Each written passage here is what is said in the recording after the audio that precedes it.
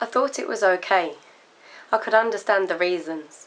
They said there might be a man or a nervous child seeing this small piece of flesh that they weren't quite expecting.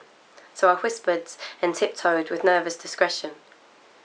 But after 6 months of her life sat sitting on lids, sipping on milk, nostrils sniffing on piss, trying not to bang her head on toilet roll dispensers, I wonder whether these public loo feeds offend her. 'Cause I'm getting tired of discretion and being polite. As my baby's first sips are drenched in shite, I spent the first feeding months of her beautiful life feeling nervous and awkward and wanting everything right. Surrounded by family till I stepped out the house. It took me 8 weeks to get the confidence to go into town. Now the comments around me cut like a knife as I rush into toilet cubicles feeling nothing like nice. Because I'm giving her milk that's not in a bottle. Wishing the cocaine generation white powder would topple. I see pyramid sales pictures across our green globe and female breasts banned, unless they're out just for show. And the more I go out, the more I can't stand it. I walk into town, feel I'm surrounded by bandits, 'cause in this country of billboards, covered in tits, and family newsagent magazines full of it. W.H. Smith top shelves out for men, why don't you complain about them then?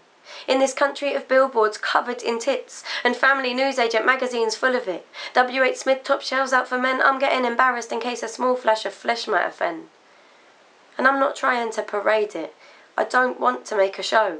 But when I'm told I'd be better just staying at home, and when another friend I know is thrown off a bus, and another mother told to get out of a pub, even my grandma said maybe I was sexing it up.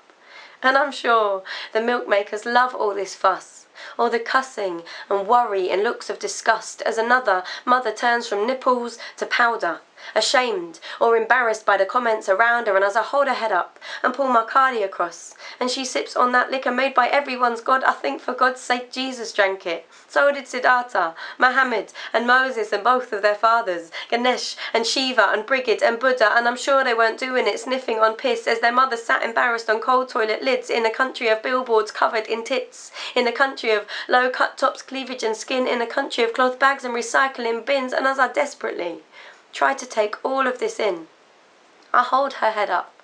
I can't get my head round the anger towards us and not to the sound of lorries offloading formula milk into countries where water runs dripping in filth, in towns where breasts are oases of life, now dried up in 2-for-1 offers, enticed by labels and logos and gold standard rights claiming breast milk is healthier, powdered and white, packaged and branded and sold at a price so that nothing is free in this money-fueled life, which is fine if you need it or prefer to use bottles, where water is clean and bacteria boiled.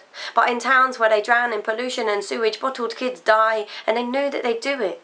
In towns where pennies are savoured like sweets, we're now paying for one thing that's always been free.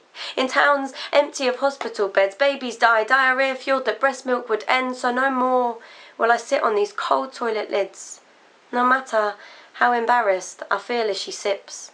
'Cause in this country of billboards covered in tits, I think we should try to get used to this.